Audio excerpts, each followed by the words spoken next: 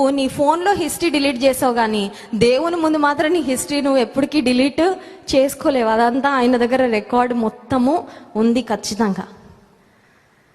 రహస్య జీవితంలో ఎవ్వరు చూడకుండా ఎన్ని పనులు చేస్తూ ఉంటారు ఎంతోమంది అండి.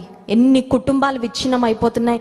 రహస్య జీవితంలో ఎవ్వరు చూడనప్పుడు ప్రభువుతో నమ్మకంగా నడిస్తే, నమ్మకంగా ఆయన మీద ఆధారపడితే, నమ్మకంగా ఆయనను ఆశ్రయిస్తే, ఆయన ఎదుట నిందారహితుడుగా నడుచుకుంటే, దేవుడు అబ్రహాంతో కూడా అదే చెప్పాడు, నా సన్నిధిలో నీవు నిందారహితుడవై నడుచుకో అని చెప్పాడు.